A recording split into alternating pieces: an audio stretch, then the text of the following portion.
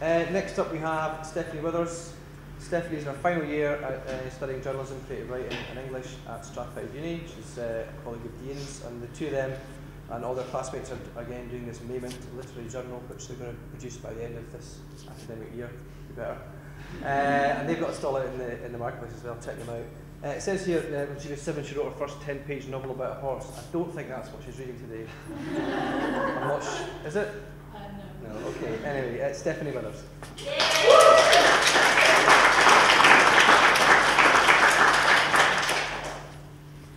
So this is called The Reunion. I stand next to the grand piano, surveying the room once more. All around me, old classmates are deep in conversation, trying to squeeze 10 years of life into one afternoon tea. For some, it's easier than others. Anna has her first novel coming out in May, don't you? Elise Watson says to me. Yes, that's right. I smile at the group of faces. I'm aware that I should at least try joining in the conversation, but what's the point? I glance at the door again. He's here. I watch him enter the stuffy room in a grey suit, white shirt, and black tie. It takes me a moment to notice the girls around me have stopped talking. Of course, you and Chris used to have a thing, didn't you? Elise says to me, loud enough for the rest of the group to hear. I hope this isn't awkward for you. It's fine, I say. Elise waits and realizes this is all she will get.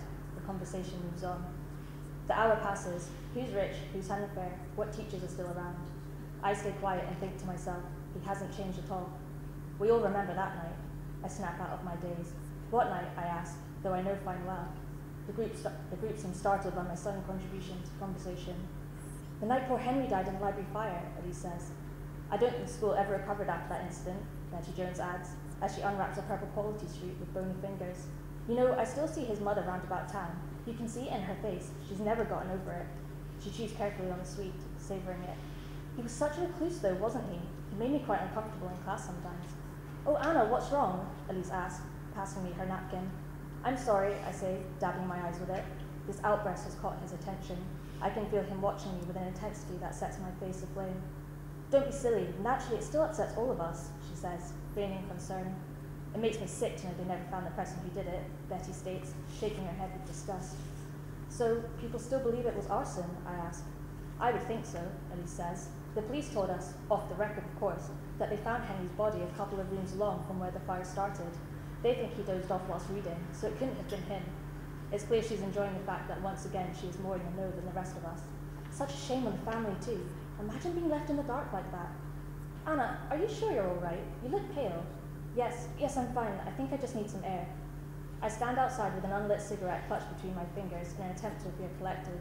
Only I know it's too late, that my mind has already fallen back into the all too familiar darkness. There you are, his voice says behind me. I look up. I thought you were going to stay in there all day. Well, I could not hear about Mr. McDonald's new chicken coop. Chris takes another step towards me, forcing my eyes to meet his. You know, he begins, I tried to contact you after your mum passed away. I know. Why didn't you return my calls? I wasn't ready. If this throws him, he masks it expertly. So, how are you? He says. I frown. Why the pleasantries?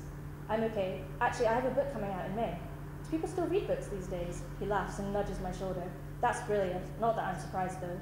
I try to take a drag from my cigarette, but I realize it's still unlit. Here, let me.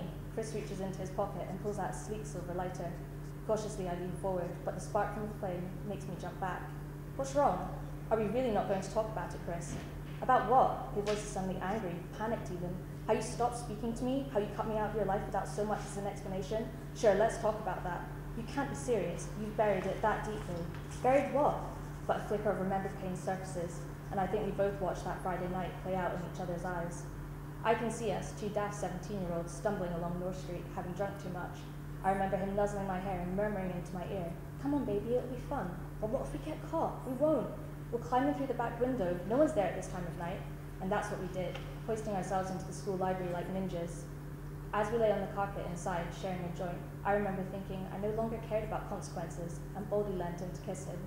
He kissed me back, and together we lost ourselves in that adolescent moment of need and desperation. It was only after we came round that I saw the flames licking at the curtains, the joint discarded below them. I recall screaming, flailing at the fire with my jacket, but already spread beyond our control. The sound of crackling wood and burning words swept around us, turning the air into a choking smoke. In one leap, Chris bundled me through the window, away from the blaze and into safety. Outside, I lay on the damp earth, struggling for breath, a bitter wind cooling the burns on my arm.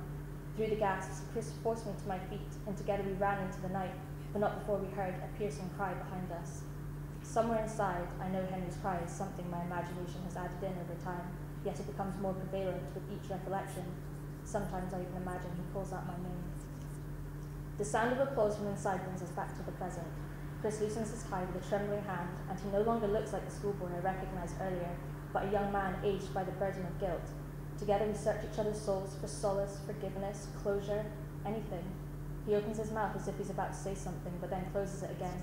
Suddenly I have no desire in pursuing what I came here to do, to confront him and finally face the shame of never turning ourselves in. I realize there's no point. We'll never escape this secret hell of ours. That must be Mr. Giles starting his speech, Chris says quietly. Are you coming? I'll be there in a moment. He gives me a last pointed gaze and disappears inside. Without looking back, I turn and walk away, retracing the steps I know too well. The rebuild is modern and fresh, no hint at all of the tragedy that lies under its foundations. In fact, it looks nothing like a library. Bending down, I let my hand stroke the fresh grass. It's damp and familiar. Silently, I close my eyes and convince myself that the past should stay in the past, where it belongs.